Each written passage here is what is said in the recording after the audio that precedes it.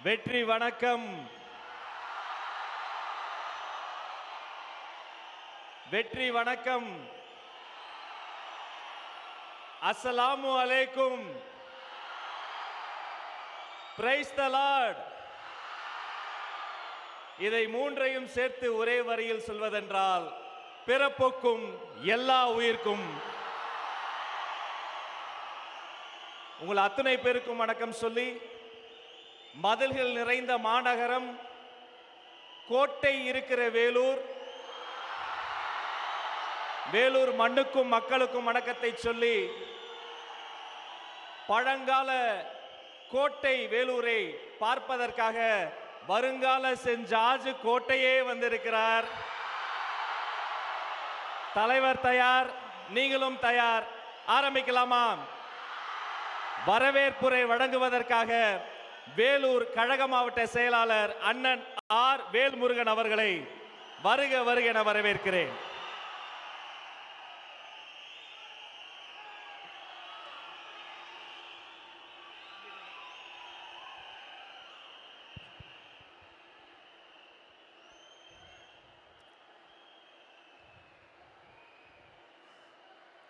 தலைவருக்கு முதல் வணக்கம்.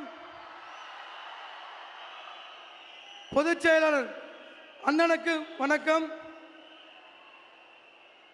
மாநில, மாவட்ட, நகர, ஒன்றிய, பேரூராட்சி, கிளைக்கழக, வார்டு பகுதி பொறுப்பாளர்களுக்கும், சகல அணிகளின் நிர்வாகிகளுக்கும், ஊடக நண்பர்களுக்கும் மற்றும் வேலூர் மாவட்ட நிர்வாக குழு நண்பர்கள், திரு வினோத் கண்ணன், திரு இம்தியாஸ், திரு பிரசாந்த், திரு தனசேகர், திரு அழகப்பன், சிந்து, ஹரி, சரவணன், டாக்டர் சுதாகர், இன்பராஜ், எல்கே வாசு, இளங்கோ குடியாத்தம், பரத் இளைஞரணி, ஆத்மா மாணவரணி, பரத் பகுதி செயலாளர், சசி வார்டு செயலாளர், தமிழ் மாவட்ட துணை செயலாளர், ஆடன் பிரபு கேவி குப்பம், கவி விவசாய அணி, பரத் தொழிலாளர் அணி, முத்து வர்த்தக அணி, விக்கி பகுதி செயலாளர், கார்த்தி பகுதி செயலாளர், ரமேஷ் பகுதி செயலாளர், கலைமதி மாவட்ட செயற்குழு உறுப்பினர், ஹைதர் பகுதி செயலாளர், வெங்கடேசன் கொணவாட்டம் பகுதி செயலாளர், ரகு அகரஞ்சேரி ஒன்றிய செயலாளர், திவ்யா பிரசாந்த், லதா தனசேகர் மற்றும் காட்பாடி மாவட்ட கழக செயலர் நவீன் அவர்களுக்கும் வணக்கம் சொல்லி வருக வருக என வரவேற்கிறேன். தமிழக அரசியலில் புதிய சகாப்தத்தை படைக்க புறப்பட்ட நம்மையெல்லாம் வழிநடத்த வந்திருக்கும் தமிழக வெற்றி கழகத்தின் தலைவர் அவர்களுக்கும், வேலூர் மாவட்ட மக்கள் சார்பாகவும் கழக தொண்டர்கள் சார்பாகவும் எனது நெஞ்சார்ந்த வரவேற்பை தெரிவித்துக் கொள்கிறேன். இந்த ஊர் அரசியல் கட்சி பிரமுகர்கள் எங்களுக்கு பல தடைகளை ஏற்படுத்தினார்கள். ஆனால் அனைத்தையும் தாண்டி நாம் இங்கு வெற்றிகரமாக இருக்கிறோம். வேலூர் கோட்டை எப்படி எதிரிகளுக்கு அசைக்க முடியாத இருந்ததோ, அதே போல நமது தலைவரின் கொள்கை கோட்டையும் இன்று தமிழகத்தின் அசைக்க முடியாத சக்தியாக மாறியுள்ளது. பிறப்புக்கும் எல்லா உயிருக்கும் என்கிற உயரிய தத்துவத்தை ஏந்தி சாதி மத பேதங்களை கடந்து மக்களை இணைக்கும் வந்திருக்கும் நமது தலைவரின் கரங்களை வலுப்படுத்த வேண்டியது நமது வேலூரின் மக்கள் கடமையாகும். தலைவரின் சொல்லுக்காக இங்கே திரண்டு வந்திருக்கும் என் அன்பு தம்பிகளே, மற்றும் தங்கைகளே மற்றும் தாய்மார்களே, உங்கள் அனைவரையும் அன்புடன் வருக வருக என வரவேற்கிறேன். தெரியும், அந்த வேலூர் மாவட்டம் எப்பொழுதும் மாற்றத்தை ஆதரிக்கும் மண். அந்த மாற்றத்தின் அடையாளம் திகழும் நமது தலைவரின் உரையை செவிடு மடக்க நம் அனைவரும் ஆவலாக உள்ளோம். தலைவரின் வழிகாட்டுதலுடன் தேர்தல் களத்தில் நாம் காணப்போகும் தமிழக வெற்றி கழக வரலாற்றின் பொன் எழுத்துக்களால் பொறிக்கப்படும். மீண்டும் ஒரு முறை உங்கள் அனைவரையும் வரவேற்று மகிழ்கிறேன். நன்றி, வணக்கம், வெற்றி நிச்சயம்.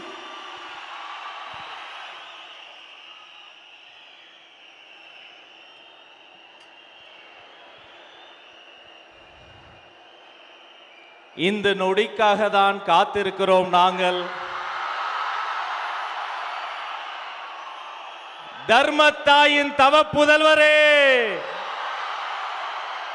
தமிழக வெற்றி கழகத்தின் தலைவா, தலைவா வா, தலைமை ஏற்க வா, தலைமை உரைத்தா.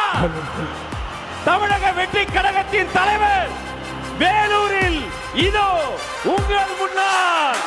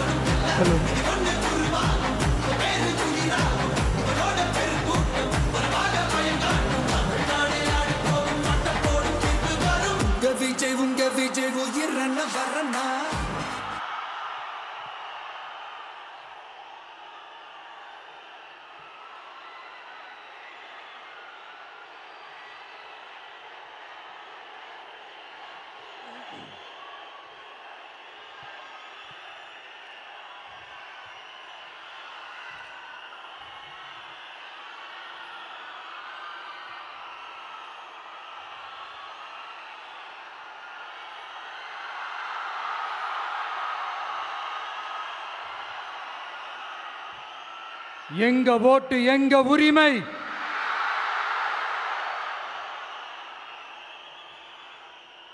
எங்களை யாரும் விலைக்கு வாங்க முடியாது.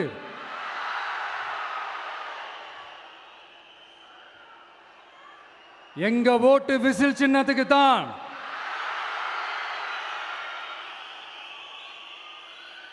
யாரையும் நம்பி ஏமாற மாட்டோம். எங்க வார்த்தையிலிருந்து மாற மாட்டோம். இது நிஜம். தேங்க்யூ.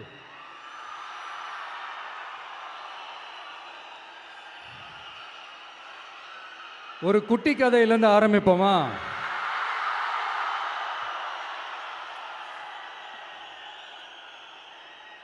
ஒரு பெரிய ஊர், ஒரு 4 ரோடு ஜாயிண்ட் ஆகிற மாதிரி ஒரு ஜங்ஷன்,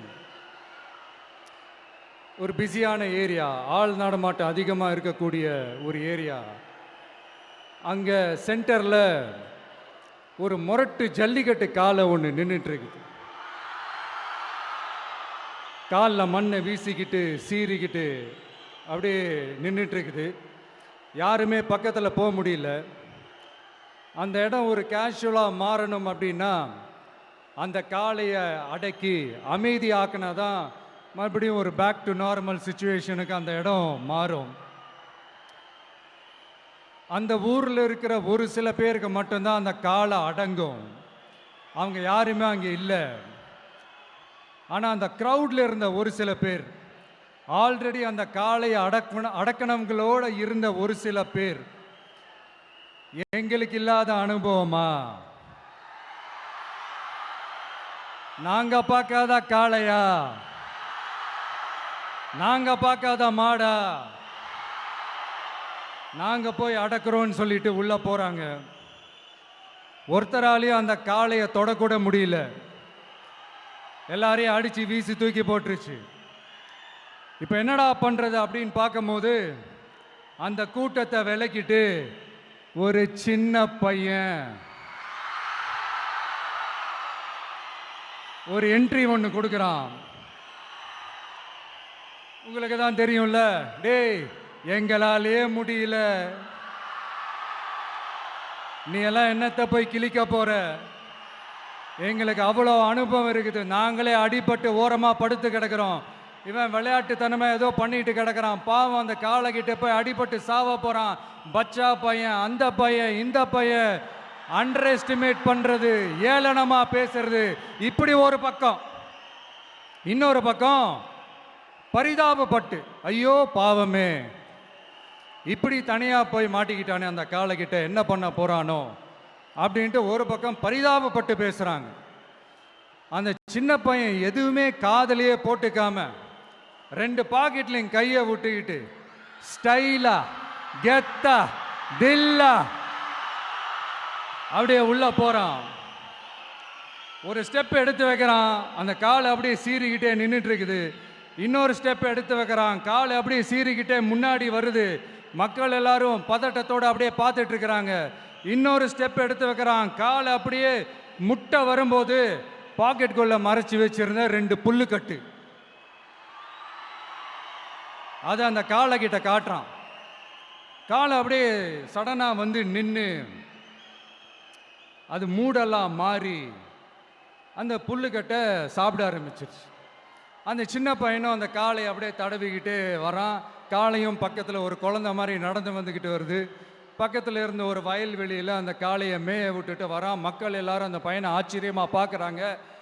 அந்த அடிபட்டு கிடந்த அந்த அனுபவசாலிங்க தலையை தொங்க போட்டு நின்றுட்டு இருக்கிறாங்க. ஏன்னா பேசின பேச்சு அப்படி. வாய் இருக்குன்றதுக்காக நக்கலுமா நையாண்டியுமா நச நச நச நசன் ஒரே பேச்சு. என்ன பண்றது, தலையை குனிஞ்சு அப்படியே நின்றுட்டு இருக்கிறாங்க. அங்க ஒரு பெரியவர் வர்றார். வந்து அந்த பையன்கிட்ட கேட்கிறாரு, எப்படிப்பா இப்படி ஒரு முரட்டு காலை சீறிட்டு நின்றுட்டு இருந்தது, எப்படி அந்த காளையை அடக்கின அப்படின்னு கேட்டதுக்கு அந்த பையன் சொல்றான், ஐயா எனக்கு அந்த காளையை பார்த்தா கோபமாக இருந்த மாதிரிலாம் எனக்கு தெரியல, அந்த காலை பசியோடு இருந்த மாதிரி இருந்தது, அதனால தான் அந்த புல்லுக்கட்டை காமிச்சவொடனே ஓகே நமக்கு தேவையானது கிடச்சிருச்சு அப்படின்னோடனே அந்த புல்லுக்கட்டை சாப்பிட்டுட்டு நம்மளோட அப்படியே ஜாலியாக வாக்கிங் வந்துருச்சு அப்படின்னு சொன்னான். இதை கேட்ட அந்த பெரியவர் சொன்னாரா, இந்த சின்னவங்க பெரியவங்க அனுபவம் இருக்கிறவங்க அனுபவம் இல்லாதவங்க இதெல்லாம் விஷயமே கிடையாது. யாரா இருந்தாலும் அந்த சூழலுக்கு ஏற்ற மாதிரி அந்த சிச்சுவேஷனுக்கு தகுந்த மாதிரி என்ன பண்ணி அந்த ப்ராப்ளமை சால்வ் பண்றான், ஏது பண்ணி அந்த ப்ராப்ளமை சால்வ் பண்றான், அதுதான் விஷயமே, அதுதான் மேட்ரு.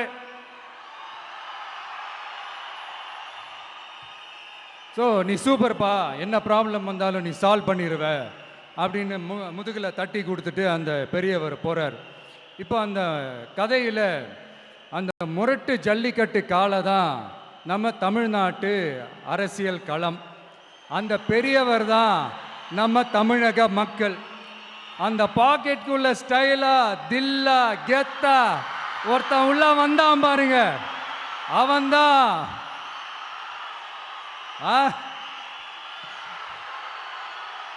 நான் இல்லைங்க, நான் இல்லை, நானு நீங்க நாம எல்லாருமா சேர்ந்து மாபெரும் மக்கள் சக்தியா இருக்கக்கூடிய நம்ம டிவிக்கு, அதுதான் அந்த சின்ன பையன்.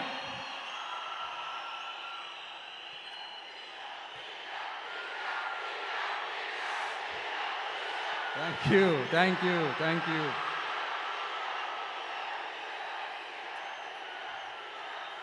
மக்களை நேசிக்கிற ஒரு நல்ல தலைமை இல்லாததுனால இத்தனை வருஷமா வேற வழி இல்லாம ஸ்டாலின் சார் கொடுத்த அந்த பொய்யான வாக்குறுதிகள் எல்லாத்தையும் நம்பி ஏமாந்த நம்ம மக்களுக்கு சரியான நேரத்தில் ஒரு வெகுஜன மக்கள் இயக்கமா வந்தது தான் நம்ம டிவிக்கு.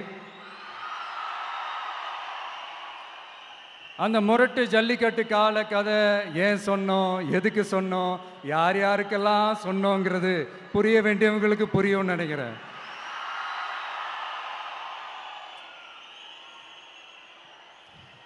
இப்போ நாம ஒவ்வொரு வீட்டில் உயிரா உணர்வா இருக்கிறோம். ஆனால் நான் உங்கள் எல்லாரையும் நேரில் சந்திக்கணும், நீங்கள் இருக்கிற ஊருக்கே உங்களை சந்திக்கணும் அப்படின்றது தான் எனக்கு மனசில் இருக்கிற ஒரு பெரிய ஆசை.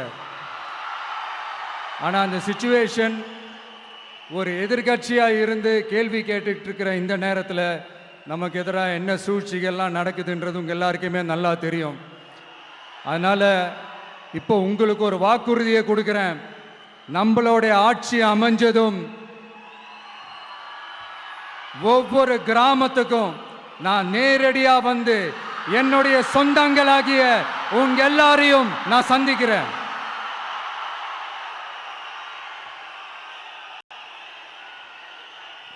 கொஞ்ச நாளைக்கு முன்னாடி நம்ம ஸ்டாலின் சார் ஒரு உருட்டு ஒன்று உருட்டினாரு, நீங்க கேள்விப்பட்டிருப்பீங்க.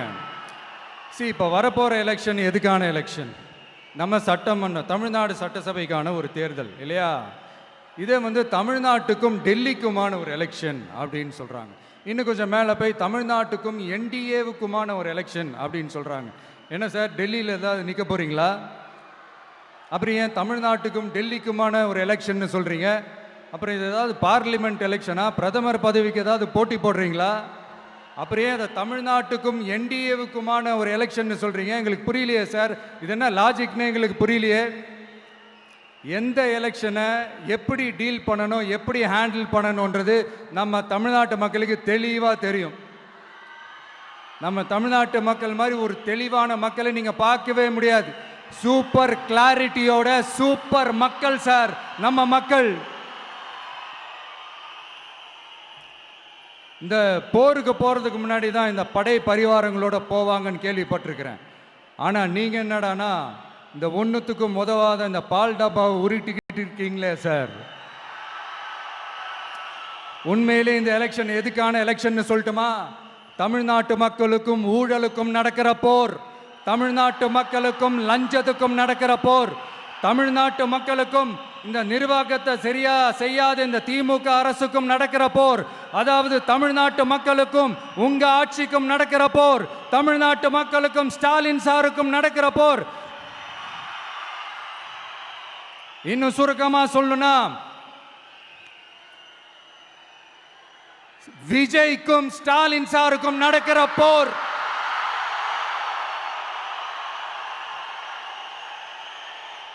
இதுக்கு நடுவில் இந்த என்டிஏ டெல்லி இதெல்லாம் என்ன லாஜிக்னே புரிய மாட்டேங்குது சார். தமிழ்நாடு தான் விஜய், இந்த விஜய் தான் தமிழ்நாடு. தூய சக்தி டிவிகேவுக்கும் தீய சக்தி டிஎம்கேவுக்கும் தான் இந்த போர். இப்படி உக்கிரமா இருக்கிற இந்த போர்ல மறுபடியும் ஒன்றுத்துக்கும் உதவாத இந்த பால் டப்பாவை உருட்டிக்கிட்டு இன்னொரு காமெடி வேற. அது என்னடானா அவரோட ஆட்சியில தான் தமிழ்நாடு சூப்பர் ஸ்டார் மாநிலமா இருக்குதான். கரெக்ட், தமிழ்நாடு சூப்பர் ஸ்டார் மாநிலம் தான். காமராஜர் அவர்கள் டைம்ல, அண்ணா அவர்கள் டைம்ல, எம்ஜிஆர் அவர்களோட ஆட்சியில. இன்னைக்கு ஒன்னுத்துக்கும் உதவாத இந்த உல்டா மாடல் ஆட்சியில தமிழ்நாடு சூப்பர் ஸ்டார் மாநிலமாலாம் ஒண்ணு இல்ல, சூப்பர் ஸ்டாண்ட் அப் காமெடிக்காரர் நடத்துற மாநிலமா மாறிடுச்சு. மக்களே, உங்களுக்காக மட்டுமே தான் வர தடைகள், சதிகள், சூழ்ச்சிகள் எல்லாத்தையும் தாண்டி இந்த 2026 இந்த தேர்தலில் டிவிக்கு தில்லா நிற்கும்.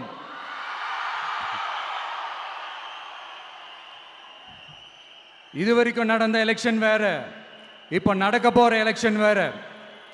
ஒவ்வொரு 5 இயர்ஸுக்கும் நடக்கிற எலெக்ஷன் மாதிரி இதை நினைச்சிடாதீங்க. 50 வருஷத்துக்கு ஒரு வாட்டி நடக்க போற ஒரு எலெக்ஷன் மாதிரி இது. அதிசய எலெக்ஷன். ஒரு எலெக்ஷன்ல அவங்களோட எதிரிகளை தான் எதிர்ப்பாங்க, அப்படிதான் எதிர்ப்பாங்க, அதுதான் யதார்த்தமும் கூட. ஆனா இந்த எலெக்ஷன்ல தான் ஒட்டுமொத்தமா எல்லாருமா சேர்ந்து ஒருத்தனை எதிர்க்கிறாங்க. ஒட்டுமொத்தமா எல்லாருமா சேர்ந்து இந்த விஜயை எதிர்க்கிறாங்க. ஏன்னா இந்த விஜய் ஊழலை எதிர்க்கிறான், லஞ்சத்தை எதிர்க்கிறான், மக்களோட மக்களா நிக்கிறான். அந்த மக்கள் அவன் கூட நிக்கிறாங்க. அந்த காண்டு எப்படி?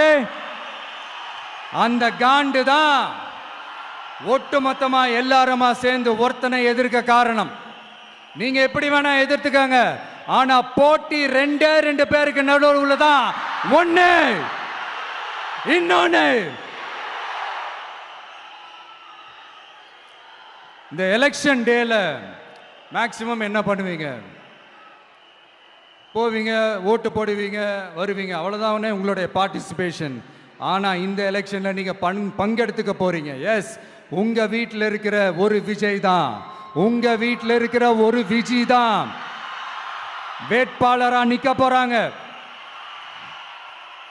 உங்க வீட்டில் நிக்கிற ஒரு வேட்பாளர்னா அப்போ உங்க வீட்டில் இருக்கிற மற்றவங்க எல்லாருமே வாக்காளர்கள் தானே. உங்க அம்மா, உங்க அப்பா, உங்க அண்ணன், உங்க தம்பி, உங்க சொந்தம் டிவிக்கே வேட்பாளர் அப்படின்னா அப்போ உங்க ஓட்டு விசில் சின்னத்துக்கு தான் எல்லாருக்குமே தெரியும்.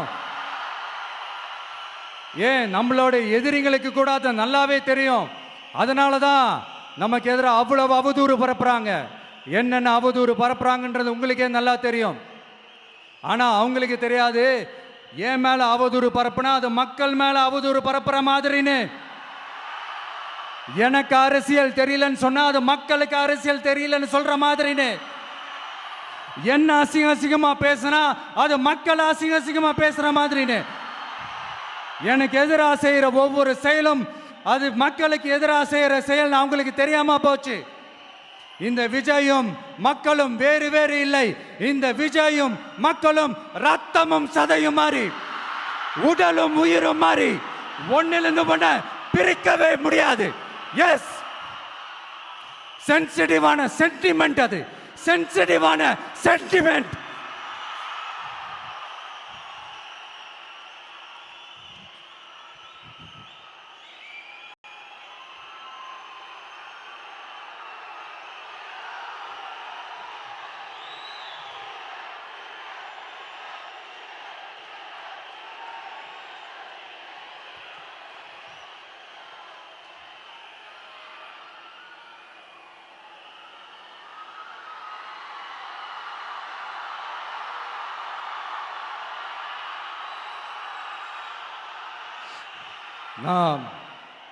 சாரி,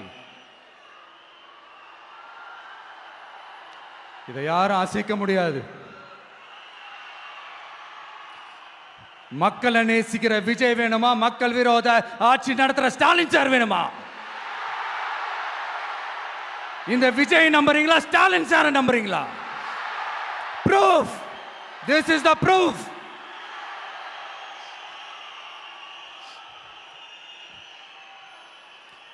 இந்த தீய சக்தி, ஊழல் சக்தி, இதெல்லாம் ஏன் சொல்கிறோம், எதுக்கு சொல்கிறோம், யாரை சொல்கிறோன்றதெல்லாம் மக்களுக்கு தெளிவாக தெரியும். அதே மாதிரி டிவிகேவுக்கு போட்டி டிஎம்கே தான்றதும் மக்களுக்கு தெளிவாக தெரியும். அப்படி இருக்கும்போது நாம் ஏதாவது பேசினா வாண்டடாக சில பேர் வந்து வண்டியில் ஏறி உட்காந்துக்கிறாங்க. ஆமாம், வாண்டடாக சில பேர் வண்டியில் ஏறி உட்காந்துக்கிட்டு குரல் கொடுக்குறாங்க. சீரியஸாக ஒரு போட்டி நடந்துக்கிட்டு இருக்கும் போது இங்கே காமெடிக்கெல்லாம் இடம் இல்லை பாஸ். இதெல்லாம் மக்களுக்கு தெளிவாக தெரியும்.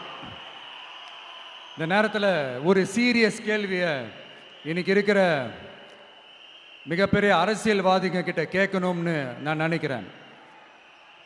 நீங்கள் அரசியலுக்கு வர்றதுக்கு முன்னாடி உங்ககிட்ட இருந்த சொத்து எவ்வளோ? அரசியலுக்கு வந்ததுக்கு அப்புறம் இன்னைக்கு உங்ககிட்ட இருக்கிற சொத்து எவ்வளோ? அதை ஓப்பனா டிக்ளேர் பண்ண முடியுமா? அப்படி வந்த காசெல்லாம் என்னென்ன தொழில் செஞ்சு வந்துச்சு, என்ன வேலை செஞ்சு வந்துச்சு, உண்மையிலே நீங்க உடைச்சி சம்பாதிச்ச காசா, இல்ல ஆட்சி அதிகாரத்துக்கு வந்ததுக்கு அப்புறம் ஆட்டைய போட்ட காசா?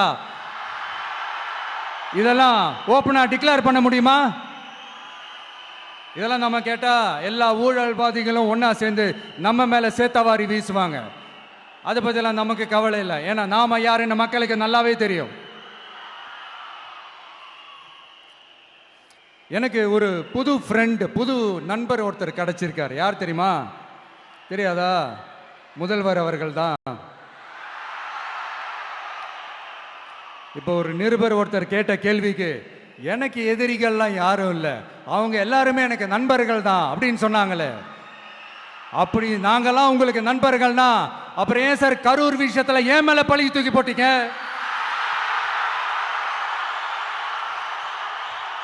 உங்களுக்கு மனசாட்சின்னு ஒண்ணு இருந்தா அப்படி பேசிருப்பீங்களா?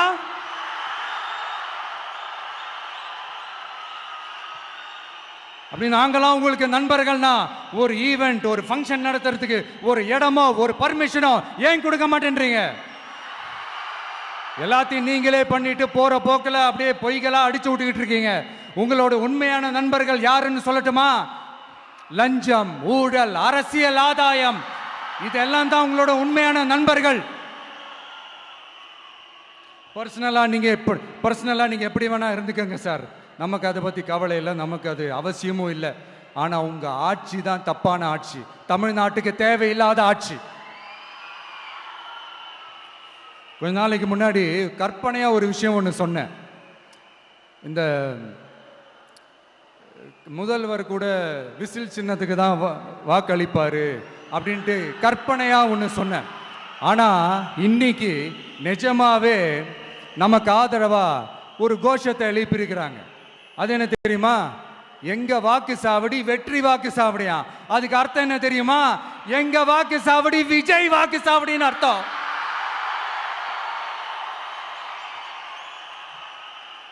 அது சரி, மக்களோட இந்த ஆதரவை பார்த்துட்டு அவர் அறியாமலே எப்படி பேசிட்டாரு என்னமோ தெரியல. 50 வருஷம் எக்ஸ்பீரியன்ஸ் அரசியல்ல, உண்மை என்னன்னு ஒத்துக்கிட்டு தானே ஆகணும்.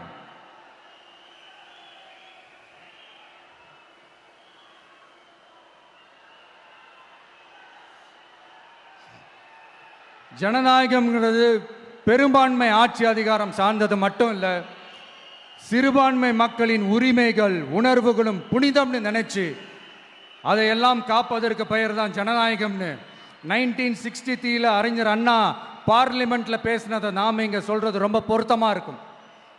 அறிஞர் அண்ணா சொன்னது தான் டிவிகேவோட நிலைப்பாடும். இந்த ஸ்டாண்ட்ல நாம 100% உறுதியா இருப்போம். யாருக்காகவும் எதுக்காகவும் இதுல சமரசமே கிடையாது. மதச்சார்பற்ற சமூக நீதி தன்மை தான் நம்ம அடிப்படை கொள்கைகள் ஒன்று, அதில் எந்த மாற்றமும் எப்பவும் கிடையாது. ஆனால் இதெல்லாம் மறந்துட்டு எப்படியாவது எதையாவது செஞ்சு ஓட்டு வாங்குறதுக்காகவே இங்கே சில பேர் இருக்கிறாங்க. அவங்கள மாதிரி நமக்கு அப்படி சில பிரச்சனைகள்ல எரியற நெருப்புல எண்ணெயை ஊத்துற எண்ணமே இல்லை.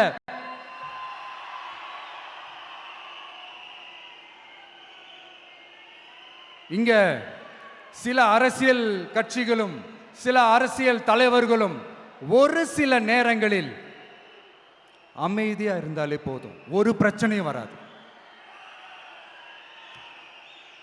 இப்போ கரண்ட்ல இருக்கிற சில பிரச்சனைக்கு வருவோம். இந்த கரண்ட் பிரச்சனைக்கு வருவோம். மாசம் மாசம் கரண்ட் பில்லு கட்டுற மாதிரி மாத்துவோம்னு சொன்னீங்களே, செஞ்சீங்களா? நிறைய வீடுகளில் 100 யூனிட் தான் அந்த கரண்ட்டு செலவாகுது ஒரு மாதத்துக்கு. மாதம் மாதம் நீங்கள் அந்த பில்லு கொடுத்தீங்கன்னா அவங்களுக்கு அது ஃப்ரீ ஆகிடும், அவங்க அந்த காசை கட்ட தேவையே இல்லை. ஆனால் 2 மாதத்துக்கு ஒரு வாட்டி அந்த பில்லு கொடுத்தீங்கன்னா, இப்போ சப்போஸ் அது 200 யூனிட்டுக்கு மேலே போச்சுன்னா அது அவங்களுக்கு ஒரு மிகப்பெரிய சுமை தானே. இது எந்த கணக்கில் எடுத்துக்கிறது? ஒரு மாதிரி ஒரு மாடர்ன் கரப்ஷன் அப்படின்னு எடுத்துக்கலாமா? அடுத்து பஸ் வசதி. நிறைய கிராமங்களில் பஸ் வசதி இல்லைன்னு சொன்னால் இந்த ஒட்டுமொத்த திமுக அரசும் கத்திக்கிட்டு வந்துடுவாங்க. நாங்கள் பஸ் விடாத கிராமங்களே இல்லை அப்படின்னு சொல்லுவாங்க. அப்படியே அது உண்மை அப்படின்னா முதல்வர் அவர்கள்கிட்ட நம்ம தங்கச்சி ஒருத்தவங்க ஒரு கேள்வி கேட்டாங்களே, எங்க ஊருக்கு ஒரு மினி பஸ்ஸாவது விடுங்க சார் அப்படின்னு கேட்டாங்களே, அது எந்த கணக்கில் எடுத்துக்கிறது? நிறைய மலை கிராமங்கள்ல பஸ் வசதி இல்லை, நிறைய மலை கிராமங்களில் ஹாஸ்பிட்டல் வசதி இல்லை. இது ரெண்டுமே எவ்வளவு முக்கியமான ஒரு விஷயங்கள். பஸ் வசதியும் ஹாஸ்பிட்டல் வசதியும் இல்லாததுனால வீட்டிலேயே பிரசவம் பார்க்குற அந்த ஆபத்து இருக்குதுன்னு எவ்வளோ நியூஸ் பார்க்குறோம். இதெல்லாம் எந்த கணக்கில் சேர்த்துக்கிறது? அடுத்து இது எல்லா மீட்டிங்லேயும் பேசுகிறதான் பெண்களுக்கு பாதுகாப்பு நம்பர் 1 இருக்குது தமிழ்நாட்டில் அப்படின்னு சொல்கிறாங்க. அப்புறம் அது என்ன வி சேஃப் மாடலா? பெண்கள் என்ன சொல்கிறாங்க தெரியுமா? அது வி சேஃப் மாடல் இல்ல, வி ஆர் நாட் சேஃப் மாடல்னு சொல்றாங்க. இப்படி இருக்கிறப்போ தமிழ்நாட்டில் எங்க போனாலும் பெண்களுக்கு பாதுகாப்பு அப்படியே கொட்டி கிடக்குதான். இப்படி சொன்னா எப்படி சார்? கேட்கறவங்களாம் என்ன கேசரி சாப்பிட்றாங்கன்னு நினைச்சீங்களா?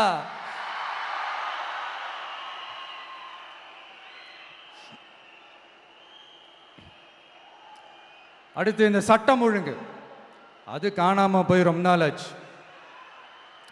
இவன் வேற, இந்த விஜய் வேற, எங்க போனாலும் இந்த மக்கள் கிட்ட இந்த சட்டம் ஒழுங்கை பத்தி பேசி ஞாபகப்படுத்திக்கிட்டே இருக்கான்னு முதல்வர் அவர்கள் அவங்க கூட இருக்கிறவங்க கிட்ட எல்லாம் சங்கடப்பட்டாராம்.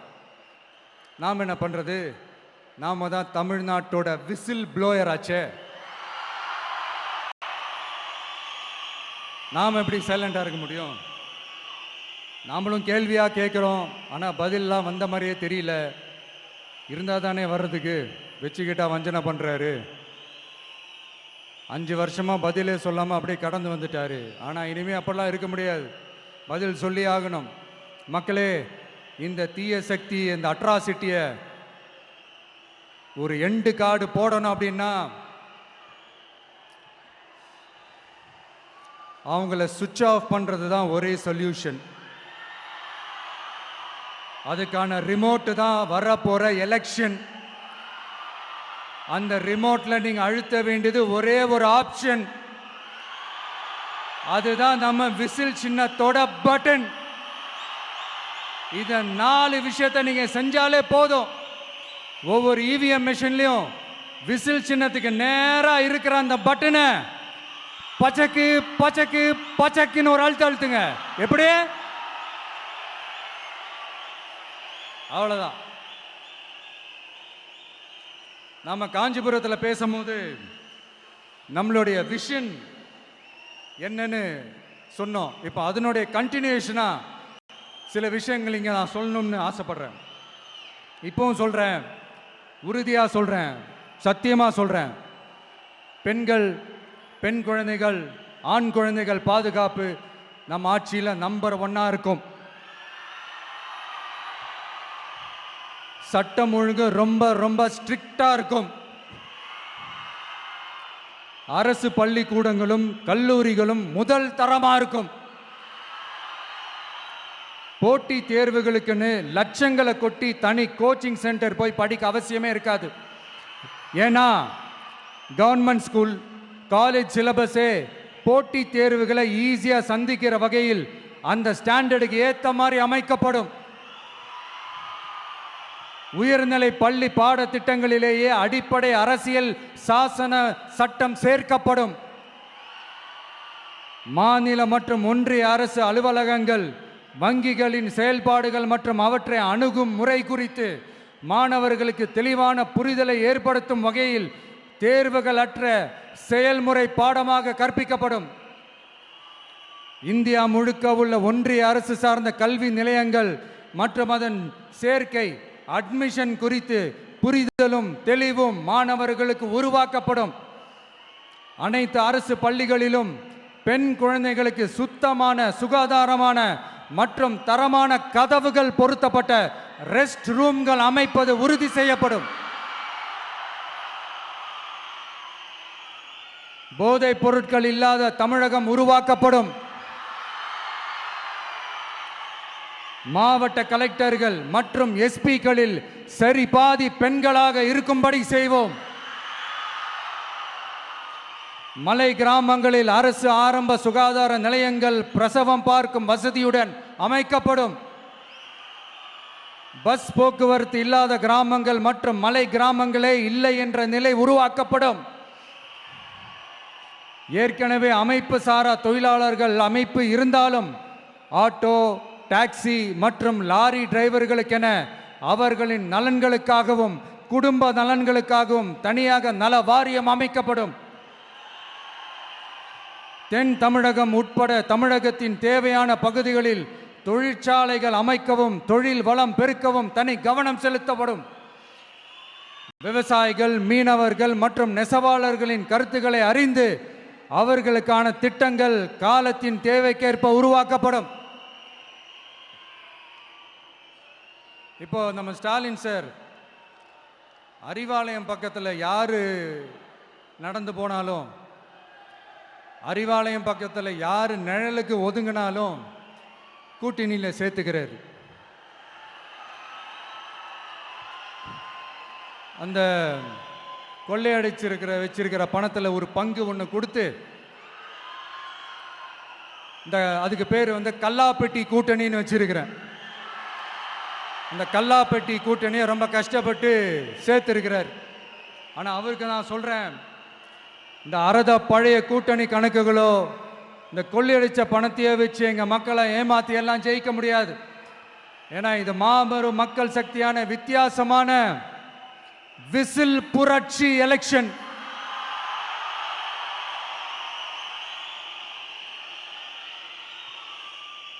உங்களோட நான் இருக்கேன், நம்மளோட நம்ம மக்கள் இருக்கிறாங்க. இதுக்கு மேல என்ன வேணும்? கான்பிடென்ட்டா இருங்க, நல்லதே நடக்கும், வெற்றி நிச்சயம். மீண்டும் சந்திக்கும் வரை நன்றி, வணக்கம். என் நண்பர்களே, ஒரு சின்ன ரிக்வெஸ்ட். நான் திருப்பி இங்கிருந்து 4 hours சென்னைக்கு போகணும். தயவு செஞ்சு யாரும் என் வண்டிக்கு பின்னாடியோ என் வண்டி சைட்லேயோ பைக்கில் வராதிங்க. உங்களை நான் கெஞ்சி கேட்டுக்கிறேன். தேங்க்யூ.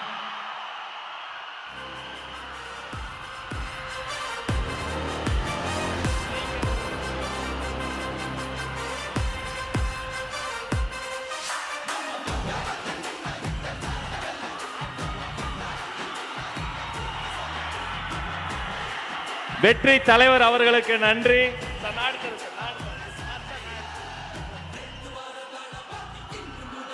வேலூர் கழகத்தின் சார்பில் மாவட்ட கழக செயலாளர்கள் அண்ணன் வேல்முருகன் வெற்றிவேல் வீரவேலை வழங்குகிறார். அவரோடு நவீன், வினோத் கண்ணன், இமுத்தியாஸ், தனசேகர் அத்தனை பேரும் சிறப்பு பரிசுகள் வழங்குகிறார்கள். ஒரு கையில் வேல், ஒரு கையில் வெற்றி வாள்.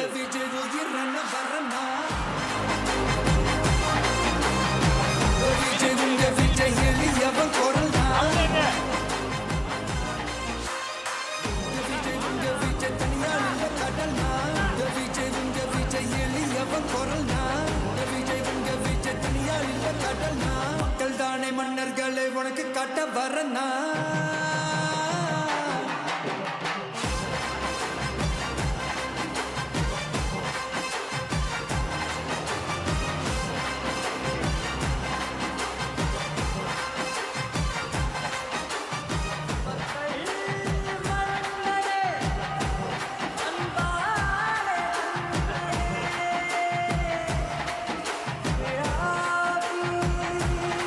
வேலூர் கழகத்தின் சார்பில் வெள்ளி யானை வழங்குகிறார்கள். இது வெள்ளி யானை மட்டுமல்ல, வேலூர் வழங்கிய வெற்றி யானை. அவர் கையில்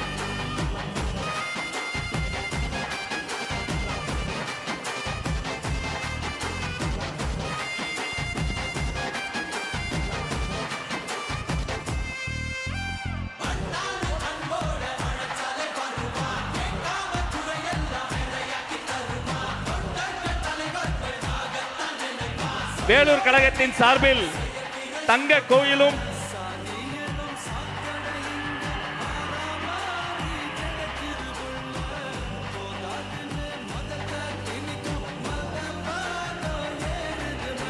வெற்றி தலைவருக்கு செங்கோல் பரிசாக வழங்குகிறது வேலூர் மாவட்டம்.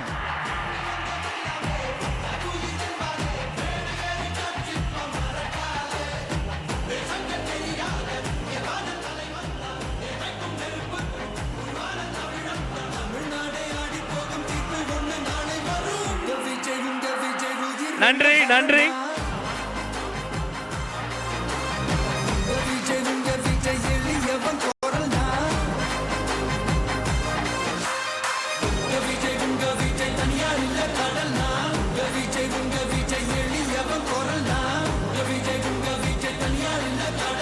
மக்கள் தானே மன்னர்களை உனக்கு காட்ட வரனா.